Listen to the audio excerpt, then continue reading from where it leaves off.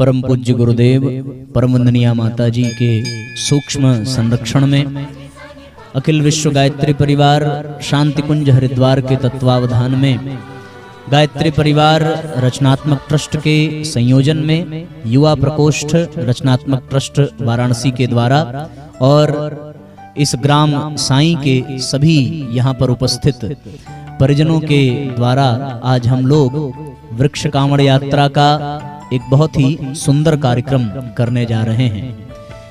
महीने की दृष्टि से हम लोग सितंबर के महीने में हैं और अगर देखा जाए तो भारतीय संस्कृति के हिसाब से भाद्रपद का महीना चल रहा है, पर मौसम और परिस्थितियां बिल्कुल सावन वाली हैं, इसमें कोई दो राय नहीं है। मैंने जैसे कहा कि हम लोगों के हिसाब से भगवान चल रहे हैं। सावन में हम लोगों को कांवड़ यात्रा की योजना नहीं बन पाई, अब बन रही है, तो अब भगवान ने सावन जैसा मौसम कर दिया है। इतना सुंदर वातावरण और हल्की हल्की झींसी पड़ना ये अपने आप में बड़े सौभाग्य का और बड़े सकारात्मक दृष्टिकोण का सूचक होता है।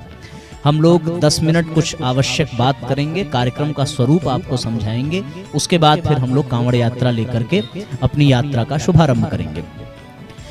ये हम लोगों को अपने इस मनुष्य जीवन का महत्व समझना चाहिए।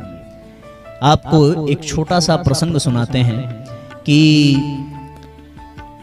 वृक्ष एक ही होते हैं, उसकी लकड़ियां भी एक होती हैं, वो लकड़ी जलाने के ही काम आती है, लेकिन दो चीजें हैं, कभी वो लकड़ी ईंधन के तरीके से जलती है और कभी वो लकड़ी हवन कुंड में समिधा के तरीके से जलती है। ईंधन में जलेगी तब भी राख बनेगी, समिधा के तरीके से जलेगी तब वो राख नहीं कहलाती है, तब वो भस्म कहलाती है। राख से हम केवल बर्तन मांज सकते हैं, लेकिन भस्म को अपने मस्तक पर लगाते हैं। लकड़ी वही है, वृक्ष वही था, ईंधन के तरीके से एक जली, एक समिधा के तरीके से जली, एक राख बनी और एक भस्म बनी। एक ने केवल बर्तन मांजने का काम किया और एक मस्तक का भस्म बन करके सम्मान पाती है। उसी प्रकार हमारा ये मनुष्य जीवन है। ये जीवन एक ही बार मिला है, न जाने भविष्य में फिर मिलेगा कि नहीं मिलेगा, कोई इसको जानता नहीं है।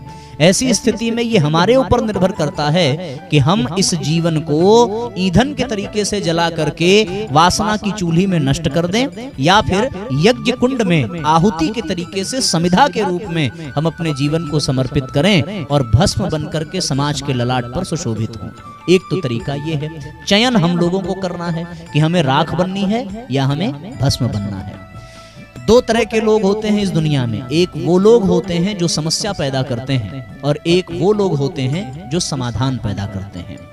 जो राख बनते हैं वो समस्या पैदा करते हैं, जो भस्म बनते हैं वो समाधान पैदा करते हैं। या आप यूं भी कह सकते हैं कि समस्या पैदा करने वाला राख बन जाता है और समाधान देने वाला ही भस्म के तरीके से सम्मान पाता है।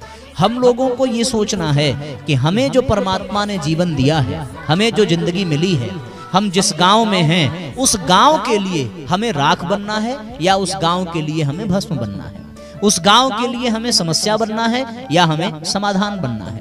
तीसरी कोई पंक्ति है ही नहीं। यदि आप ये कह दीजिए कि भाई हमें समाधान भी नहीं करना, समस्या में भी नहीं पड़ना, तो तीसरी कोई लाइन नहीं है, तीसरा कोई विकल्प नहीं है। आप यदि समाधान की लाइन में नहीं हैं तो आप अपने आप समस्या की लाइन में हैं, यदि आप समस्या की लाइन में नहीं हैं तो आप अपने आप समाधान की लाइन में हैं। दो में से किसी एक का चयन अनिवार्य रूप से करना पड़ेगा। यदि आप कुछ भी नहीं करते हैं तो भी आप समस्या के लिए ही बनाए गए हैं। आप सोच करके देखिए, हम लोग जब सांस लेते हैं तो ऑक्सीजन खींच लेते हैं और जब सांस छोड़ते हैं तो कार्बन डाइऑक्साइड छोड़ते हैं। कार्बन डाइऑक्साइड जहर है, जहर का ही काम करता है, वो प्राण ले लेता है। ऐसी स्थिति में हम अपने जीवन में ऐसे अनेकों कार्य करते हैं जिससे केवल और केवल समस्या पैदा होती है। हम यात्रा करते हैं तो जिस वाहन से यात्रा करते हैं उस वाहन से भी प्रदूषण की आग निकल रही है। हम बोलते हैं तो ध्वनि प्रदूषण होता है, हम सांस ले रहे हैं तो वायु प्रदूषण होता है। यानी कहने का तात्पर्य यह है कि यदि हम कुछ भी ना करें तो अपने आप समस्या की श्रेणी में खड़े हो जाएंगे। कहने का तात्पर्य बस इतना है साथियों कि हमें समस्या की नहीं, समाधान की लाइन में अपने आप को खड़ा करने की आवश्यकता है। और समाधान की लाइन में जो खड़ा हो जाता है उसका जीवन भस्म के तरीके से बनता है। और आपको पता है भस्म कौन लगाता है? भस्म भगवान शिव लगाते हैं और हम लोग किसके प्रांगण में बैठे हैं? भगवान शिव के प्रांगण में बैठे हैं। तो आप बताइए कि क्या हम लोग ऐसा कार्य करें जिससे समाज की समस्याओं का समाधान हो और हम भस्म बन करके भगवान शिव के शोभायमान हो जाएं, तो कितना बड़ा सौभाग्य होगा। इसलिए आज हम लोग इस गांव में एक अनूठा प्रयोग कर रहे हैं। पिछले रविवार को हम लोग यहाँ पर आए और यहाँ हम लोगों ने इसी मंदिर के प्रांगण में बैठ करके महादेव युवा मंडल का गठन किया, जिसमें हमारे गांव के ये सभी युवा और हमारे घनश्याम जी और आदरणीय बाबूजी आप सब लोग उपस्थित थे। क्योंकि बहनों को आवाहन नहीं किया गया था इसलिए आप लोग नहीं आ पाई, पर आज आप लोगों का भी आगमन हुआ। अब ये हमारा युवा मंडल पूरा होता है। महादेव युवा मंडल जिसका एक ही संकल्प है कि उसे इस गांव के लिए समस्या नहीं, इस गांव के लिए समाधान बनना है और वो साधना के तरीके से करेगा। हर युवा मंत्र लेखन लेकर के गया, वो मंत्र लेखन साधना प्रारंभ कर दिया है और उसका परिणाम ये निकल रहा है कि आज हम लोग इस गांव में वृक्षारोपण वृक्ष कांवड़ यात्रा का बहुत ही सुंदर आयोजन संपन्न करने जा रहे हैं। साथियों, शास्त्र में ये एक मंत्र आता है और मंत्र ये है कि 10 कूप समो वापी 10 वापी समो हृदय 10 हृदय समः पुत्रः 10 पुत्र समो द्रुमः। 10 कुओं के समान एक वापी होती है, 10 वापियों के समान एक सरोवर होता है, 10 सरोवर के समान एक पुत्र का महत्व है और इसी प्रकार 10 पुत्रों के समान एक वृक्ष का महत्व होता है।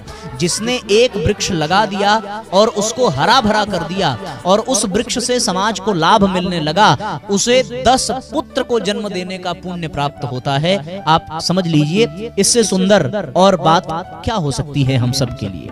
तो हम सब लोग आज यहाँ पर एक बहुत महान कार्य करने जा रहे हैं जो वृक्षारोपण के रूप में है। एक विशेष जानकारी, वैज्ञानिक रिपोर्ट हम आपको देना चाहते हैं। साथियों, एक वृक्ष अपने पूरे जीवन काल में आपको क्या देता है इसका वर्णन इसमें आया है कि प्राणवायु वो 5 लाख रुपए की देकर के जाता है। एक वृक्ष 50 साल का ये आंकड़ा है, 50 साल में वो 5 लाख रुपए की प्राणवायु देकर के जाता है, यानी ऑक्सीजन। वायु प्रदूषण नियंत्रण एवं भूमि उत्पादकता वृद्धि को यदि पैसे में तौला जाए तो वो 31 लाख रुपए का प्रदूषण नियंत्रण का काम एक वृक्ष अकेले करता है। भूमि क्षरण का नियंत्रण 15,60,000 रुपए का करता है। जल संरक्षण का कार्य 18,80,000 रुपए का करता है। पशु पक्षियों को आश्रय देने का कार्य 16,60,000 रुपए का करता है और उस वृक्ष के सूख जाने पर लकड़ी, फल, चारा जो कुछ भी प्राप्त होता है वो साथियों लगभग 4 लाख रुपए का होता है। तो एक वृक्ष 50 वर्षों में 1 करोड़ की संपत्ति देकर के जाता है। यानी यदि आज आपने एक वृक्ष लगाया और वो वृक्ष जीवित हो गया तो अगले 50 साल में वो 1 करोड़ का अनुदान इस संसार को देकर के जाएगा। ये अनुदान अतुलनीय है। इसको पैसे की दृष्टि से इसलिए बताया जा रहा है क्योंकि आज समाज केवल पैसे की भाषा समझता है, पैसे कोई महत्व देता है, इसलिए उसके अनुदान को पैसों की दृष्टि से व्यक्त किया जा रहा है। यानी ये अनुदान अनगिनत है। यदि आप अपने जीवन में सांस लेने वाले ऑक्सीजन का मूल्य देना चाहें तो मैं समझता हूं कि रोम रोम ऋणी हो जाएगा, लेकिन आप मूल्य चुका नहीं पाएंगे। इसलिए साथियों, हम सबको ये अत्यंत आवश्यक कार्य करना है। परम पूज्य गुरुदेव का एक वक्तव्य याद आता है। उन्होंने लिखा है कि यदि आप कभी भी हमारा कोई स्मारक बनवाना चाहते हैं, हमारा कोई मंदिर बनवाना चाहते हैं, तो पूज्य गुरुदेव ने लिखा कि हमारा मंदिर बनाने की आवश्यकता नहीं, हमारा स्मारक बनाने की आवश्यकता नहीं। यदि आप चाहते हैं तो हमारे लिए वृक्षारोपण करिए और हमारे लिए वाटिका का निर्माण करिए, वन का निर्माण करिए, वही हमारे जीवन का सबसे बड़ा स्मारक होगा। एक अंतिम बात जो विचार में आ रहा है वो मैं व्यक्त करके अपनी बात को विराम दूंगा और आपको कार्यक्रम का स्वरूप बताऊंगा। वास्तव में साथियों, हम लोगों में 3 देवों की विशेष महिमा है, ब्रह्मा, विष्णु और महेश। ये 3 देवता मुख्य रूप से हिंदू धर्म में, सनातन धर्म में पूजनीय हैं। तीनों के 3 काम हैं। ब्रह्मा सृजन करते हैं, विष्णु पालन करते हैं और भगवान शिव संहार करते हैं। यदि आप गहराई से देखें तो वृक्ष भी देवताओं का काम करता है और वृक्ष में ब्रह्मा, विष्णु, महेश तीनों की भूमिका अदा करने की शक्ति है। ब्रह्मा सृजन करते हैं, वृक्ष भी सृजन करता है, हमारे लिए फल, फूल, औषधियां वो सृजन करके हमारे लिए निर्माण का कार्य करता है। वो हमारे लिए बारिश को खींचता है, वो हमारे लिए वातावरण को सुंदर बनाता है। एक ये बड़ी बात। दूसरा कि भगवान विष्णु के तरीके से वृक्ष हमारा पालन पोषण भी करता है, फल प्रदान करके, औषधियां प्रदान करके, ऑक्सीजन प्रदान करके, जल की व्यवस्था करके, भूमि क्षरण को रोक करके, ये सारा कार्य वृक्ष करता है। और एक मजे की बात यह है साथियों कि हम लोग कार्बन डाइऑक्साइड के रूप में जो जहर उगलते हैं, वो वृक्ष भगवान शिव के तरीके से उस जहर को पी लेता है और विषपान करके वो भगवान शिव बन जाता है। आप सब बड़े सौभाग्यशाली हैं क्योंकि आपके गांव में दो विभूतियां निवास करती हैं। ये बात मैं किसी आत्म प्रवंचना की दृष्टि से या आत्म प्रशंसा की दृष्टि से नहीं कहना चाहता, लेकिन साथियों इसे सौभाग्य समझिएगा क्योंकि आपके गांव में एक ऐसे व्यक्ति हैं जिन्होंने संकल्प लिया है कि वो अपने जीवन में 1 लाख वृक्ष लगाएंगे। और मैं चाहूंगा कि एक बार आप सब लोग जोरदार तालियां बजाइए। वो कौन है? हमारे आदरणीय घनश्याम त्रिपाठी जी भाई साहब हैं। और एक और संकल्प, हमारी यहाँ बैठी हैं गंगा दीदी। हम लोगों ने जय घोष किया गंगा मैया का, तो हमारा तो गंगा जी से एक और संबंध हो गया। अभी तक माँ का संबंध था और अब बहन का संबंध हो गया।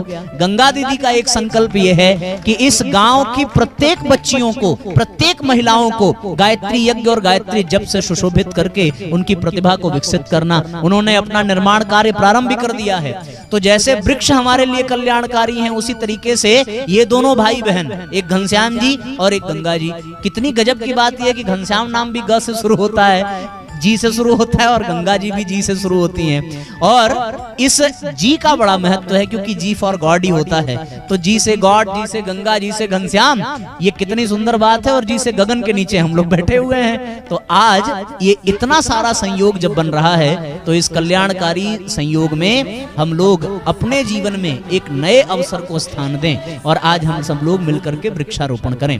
अभी तक कांवड़ यात्रा केवल जल की होती थी, पर गायत्री परिवार के द्वारा वृक्ष कांवड़ यात्रा का कार्यक्रम शुरू हुआ है। कांवड़ में दोनों तरफ वृक्ष लगाए जाएंगे और उन वृक्षों को लेकर के आप पूरे गांव में भ्रमण करेंगे, जयघोष करेंगे, हर घर को वृक्षारोपण के लिए प्रेरित करेंगे कि हर व्यक्ति अपने जीवन में कम से कम 5-5 वृक्ष अवश्य लगाए, जिससे कि वो अपने जीवन में इस समाज को एक बहुत बड़ा अनुदान देकर के जाए। हमारे गायत्री परिवार ने एक और प्रयोग किया कि जब बहनें भाइयों को राखी बांधती हैं तो बहनें भाइयों से कुछ उपहार की अपेक्षा करने की बजाय भाई के उज्जवल भविष्य के लिए वो वृक्ष लगाती हैं। बहनें तो मायका छोड़ के ससुराल चली जाएंगी, पर उन बहनों के द्वारा जो वृक्ष लगाया जाएगा उससे उनके भाई और उनके मायके वालों को फल फूल जीवन भर मिलेगा। ये हमारी संस्कृति रही है। इसलिए रक्षाबंधन के पर्व पर वृक्षारोपण, जन्मदिन के पर्व पर वृक्षारोपण, हमारे यहाँ वृक्षारोपण का बड़ा महत्व है। ऋषियों ने तप किया तो वृक्ष के नीचे किया, भगवान बुद्ध को निर्वाण मिला तो वृक्ष के नीचे मिला, कृष्ण यदि किसी डाली पर चढ़े तो वो कदम्ब की डाली थी, जमुना की डाली थी। कितना भी आप इतिहास उठा करके देखें, सारे ऋषि मुनि जितने भी महात्मा हुए, संत हुए, सब वृक्षों से जुड़े हुए हैं। अगर वृक्षों को जीवन से हटा दिया जाए तो ये धरती नरक बनते देर नहीं लगेगी और हम लोग यहाँ पर फिर जीवन नहीं पाएंगे। इसलिए हम सब की जिम्मेदारी है कि हम लोग वृक्ष लगाएं। आप कल्पना करके देखिए कि आप इस समय बैठे भी किसी वृक्ष के छाया के नीचे हैं और वो वृक्ष आपने नहीं लगाया, आपके बाप ने नहीं लगाया, उनके भी बाप ने लगाया होगा, तब आज हम लोगों को छाया मिल रही है। जब आज आप लोग पेड़ लगाएंगे तो आने वाली पीढ़ियां आपको प्रणाम करेंगी, आपको धन्यवाद देंगी। और ये कहा जाता है कि एक व्यक्ति जो वृक्ष लगा रहा है वो वृक्ष जब तक जीवित है तब तक उसको श्रेष्ठ लोक में निवास प्राप्त होता है, फिर उसे पुण्य करने की आवश्यकता नहीं पड़ती। वो वृक्ष जब तक जीवित रहेगा तब तक उसका पुण्य उसे प्राप्त होता रहेगा। इसलिए हम सब लोग आज वृक्षारोपण करेंगे। आपको करना यह है कि ये कांवड़ यात्रा लेकर के अपने कंधे पर आप गांव में भ्रमण करेंगे, जयघोष करते हुए, नारे लगाते हुए। और जब हम लोग उस स्थान पर पहुंचेंगे जहां वृक्ष लगाना है, उस गड्ढे में वृक्ष लगाने का भी एक भाव होगा। ऐसा नहीं कि गड्ढा खुदा, वृक्ष लगाया और अपने घर चले गए। आप पहले विचार कर लीजिए कि आपको वृक्ष से कौन सा संबंध स्थापित करना है। आप आज से आपके लिए वो आपका वृक्ष भाई है कि माँ है कि पुत्र है कि पिता है, ये आप मित्र है, ये आप एक संबंध बना लीजिए।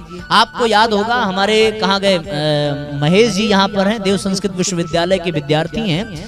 देव संस्कृत विश्वविद्यालय जो गायत्री परिवार का मनुष्य को गढ़ने की एक टकसाल है, वहां पर एक परंपरा है कि जन्मदिन पर बच्चे पेड़ लगाते हैं और पेड़ लगा करके उससे एक रिश्ता बनाते हैं। और क्योंकि वो तो हॉस्टल में है, वहां उनके माँ बाप भाई बहन है नहीं, उन वृक्षों को ही वो माँ बाप मानते हैं। और जब उनका मन दुखी होता है, जब उनको कष्ट होता है, तो वो वृक्षों से जाकर के बात करते हैं और उनका मन हल्का होता है। ये रिपोर्ट आई है कि यदि अवसाद से बचना है, डिप्रेशन से बचना है, तो वृक्षों से बात करना प्रारंभ करिए। आपको अपने घर वालों से बात करने से ज्यादा खुशी वृक्षों से बात करने पर मिलेगी। जब वो वृक्ष लहलहाएंगे, मुस्कुराएंगे, तो आपको अद्भुत आनंद की प्राप्ति होगी। तो आज आप एक संबंध बना लीजिए और वो गड्ढा आपका अपना पेटेंट होगा। उस गड्ढे पर लगे हुए वृक्ष को जीवन देने, पालन पोषण करने की जिम्मेदारी किसकी होगी? आपकी होगी। आपको ही बीच बीच में जाना पड़ेगा। आप लोग प्रतिदिन भोजन करते हैं, तो वृक्ष के पास भी यदा कदा आप जाएंगे, उनको भोजन कराएंगे, उनको खाद पानी देंगे और उनसे हालचाल पूछेंगे कि भैया वृक्ष देवता कोई दिक्कत तो नहीं है, कोई परेशानी तो नहीं है। और जब 1 साल आपका पेड़ लगाने का समय पूरा हो गया, तब हम लोग क्या करेंगे? तब हम लोग बर्थडे सेलिब्रेट करेंगे। किसका करेंगे? वृक्ष का करेंगे। वो सेलिब्रेशन जो होगा तो कितना आनंद आएगा। तो आप जो है बर्थडे पर अपने केक काटते थे, लेकिन वृक्ष के जब बर्थडे मनाइएगा तो केक मत काटिएगा, तब खाद के टुकड़े को काटिएगा और काट करके उनको चढ़ाइएगा, उसको बोलिएगा कि हैप्पी बर्थडे। तो कितना आनंद आएगा। ये परंपरा हम लोगों को शुरू करनी पड़ेगी अपने गांव में। आपका पूरा गांव हरियाली से भर जाए, इसी उद्देश्य से हम लोग आपके बीच में आए हैं। आपको बहुत आनंद आने वाला है। तो हम लोग यहाँ से यात्रा का शुभारंभ करेंगे और जब वहां पहुंचेंगे तो हम लोगों ने कुछ पूजन सामग्री की व्यवस्था की है। अक्षत चढ़ा करके, पुष्प चढ़ा करके, वृक्ष को रक्षा बांध करके, तिलक लगा करके और दीपक दिखाकर उसकी आरती करके हम लोग वृक्षारोपण करेंगे। ये धरती यज्ञ कुंड बनेगी और उस यज्ञ कुंड में वृक्ष लगाना ही सबसे बड़ी आहुति होगी। इसको वृक्ष यज्ञ कहा जाएगा, तरुपुत्र यज्ञ कहा जाएगा। तब आपको अश्वमेध यज्ञ आदि करने का भी पुण्य आज प्राप्त होने वाला है वृक्षारोपण के माध्यम से। ये सौभाग्य आप लोगों को मिले।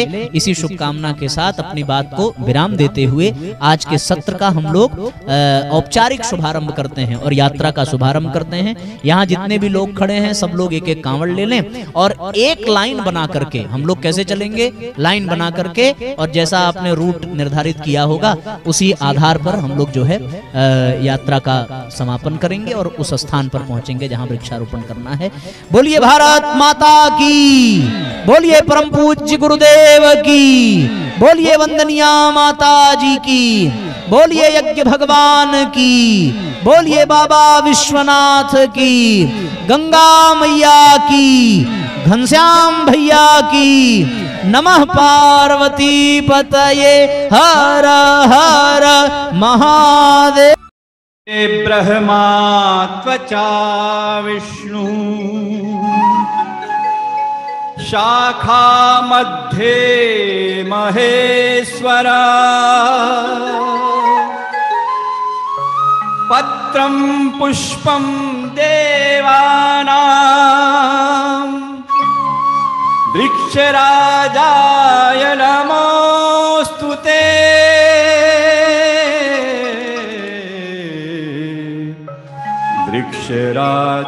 वृक्षराजाय नमोस्तुते।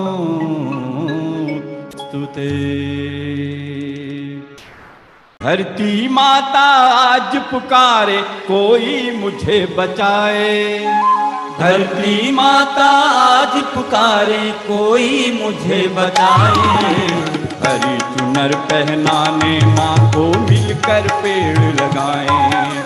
हरी चुनर पहनाने माँ को मिलकर पेड़ लगाए। पर्यावरण बचाएं, मिलकर पेड़ लगाएं। पर्यावरण बचाएं, मिलकर पेड़ लगाएं।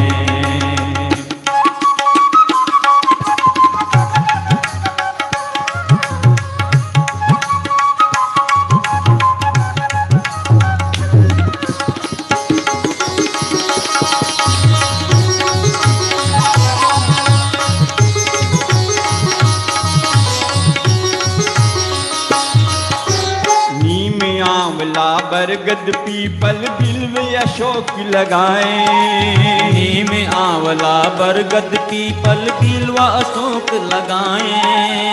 हर घर हो तुलसी का बिरवा यह अभियान चलाएं। हर घर हो तुलसी का बिरवा यह अभियान चलाएं। जीवन में कुछ पेड़ लगाकर, जीवन में कुछ पेड़ लगाकर पुण्य अवश्य कमाएं। जीवन में कुछ पेड़ लगाकर पुण्य अवश्य कमाएं। हरी चुनर पहनाने माँ को मिलकर पेड़ लगाएं।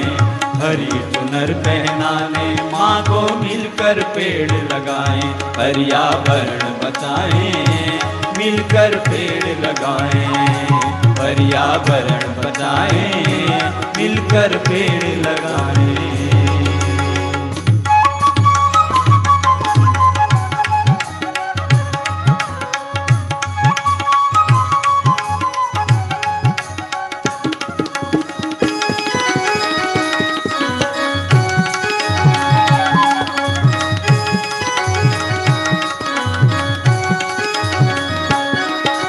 श्वास मिलेगी प्राण वायु की, वायुमंडल शुद्ध करें। श्वास मिलेगी प्राण वायु की, वायुमंडल शुद्ध करें। पेड़ों की हरियाली से हम धरती का श्रृंगार करें। पेड़ों की हरियाली से हम धरती का श्रृंगार करें। जन्म दिवस और विवाह दिवस पर, जन्म दिवस या विवाह दिवस पर शुभ संकल्प। पहले अपना नाम बताइए और इस कार्यक्रम में, इसके पहले इस तरह का आपने कोई कार्यक्रम देखा था या आज पहली बार देखा, कैसा लग रहा है, अपना अनुभव बताइए। मेरा नाम अनुष्का त्रिपाठी है। हमारे गांव में वृक्षारोपण का कार्यक्रम हो रहा है। मैंने ये ऐसा कार्यक्रम कभी नहीं देखा। मुझे देख के बहुत अच्छा लग रहा है कि हम लोग के गांव में इतने सारे पेड़ लग रहे हैं। पूज्य गुरुदेव जी की जय, परम वंदनीय माता की जय, वेद माता की जय। मैं गंगा पांडे गायत्री परिवार से बिलोंग करती हूँ, जुड़ी हुई हूँ। और यहाँ पर तो ऐसा भव्य कार्यक्रम हमने नहीं देखा, क्योंकि हम आए थे तो यहाँ पर बिल्कुल कुछ नहीं था। गायत्री परिवार को कोई जानता ही नहीं था कि गायत्री परिवार भी है। लेकिन जब हम आए तो धीरे धीरे महिलाएं तो जुड़ी बहुत ही अच्छे से, और सारी महिलाएं जागृत हो गई हैं। लेकिन अब पुरुषों को जागृत करना है, भैया को, नीलेश भैया को। वृक्षारोपण और वृक्षारोपण जो है वो बहुत अच्छा अभियान हमको लगा। और जगहों पर तो मैं देखी थी, लेकिन यहाँ पर अभी ऐसा भव्य कार्यक्रम नहीं हुआ था। इसलिए हम बहुत अभिनंदन करते हैं भैया जी का, नीलेश भैया का, घनश्याम बाबू जी का, सबका, कि बहुत ही अच्छा लगा हमको। गायत्री माता की जय, गायत्री माता की जय, परम पूज्य गुरुदेव की, परम वंदनीय माता जी की, शांति कुंज हरिद्वार की, शांति कुंज हरिद्वार की। हम बदलेंगे, युग बदलेगा। हम बदलेंगे, युग बदलेगा। हम सुधरेंगे, युग सुधरेगा। माँ को मिलकर पेड़ लगाएं। हरी चुनर पहनाने माँ को मिलकर पेड़ लगाएं। पर्यावरण बचाएं, मिलकर पेड़ लगाएं। पर्यावरण बचाएं, मिलकर पेड़ लगाएं।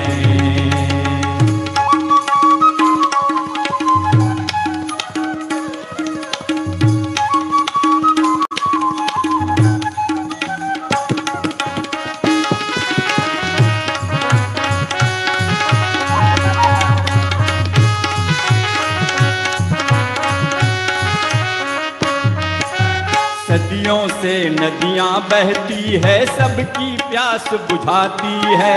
सदियों से नदियाँ बहती है, सबकी प्यास बुझाती है। नदियों के हालात देखकर अखियाँ भी भर जाती है। नदियों के हालात देखकर अखियों भी भर आती है। नदियों का सम्मान बढ़ाने, नदियों का सम्मान बढ़ाने तट पर पेड़ लगाएं। नदियों का सम्मान बढ़ाने तट पर पेड़ लगाएं। हरी चुनर पहनाने माँ को मिलकर पेड़ लगाएं। हरी चुनर पहनाने माँ को मिलकर पेड़ लगाएं। पर्यावरण बचाएं, मिलकर पेड़ लगाएं, पर्यावरण बचाएं, मिलकर पेड़ लगाएं। मेरा नाम घनश्याम त्रिपाठी है और मैं साई ग्राम का निवासी हूँ। और ये गायत्री परिवार की तरफ से सभी वृक्ष लगाया जा रहा है और वृक्षारोपण का कार्यक्रम हो रहा है, जिससे प्रकृति को शुद्धता मिले और शुद्ध वातावरण मिले, जिससे हमारा समाज स्वच्छ और बढ़िया रहे। ठहर गया जीवन का पहिया, फिर से उसे घुमाएं। ठहर गया जीवन का पहिया, फिर से उसे घुमाएं। कुछ भी नहीं असंभव जग में, खुशियाँ फिर से लाएं। कुछ भी नहीं असंभव जग में, खुशियाँ फिर से लाएं। हरी भरी कर दो धरती, हरी भरी कर दो धरती, श्वासों का कर्ज चुकाएं। हरी भरी कर दो धरती, श्वासों का कर्ज चुकाएं। हरी चुनर पहनाने माँ को मिलकर पेड़ लगाएं। हरी चुनर पहनाने माँ को मिलकर पेड़ लगाएं। धरती माता आज पुकारे, धरती माता आज पुकारे, कोई मुझे बचाए। धरती माता आज पुकारे, कोई मुझे बचाए। हरी चुनर पहनाने माँ को मिलकर पेड़ लगाएं। हरी चुनर पहनाने माँ को मिलकर पेड़ लगाएं। पर्यावरण बचाएं, मिलकर पेड़ लगाएं। पर्यावरण बचाएं, मिलकर पेड़ लगाएं। मिलकर पेड़ लगाएं, मिलकर पेड़ लगाएं। मिलकर पेड़ लगाएं, पुण्य अवश्य कमाएं।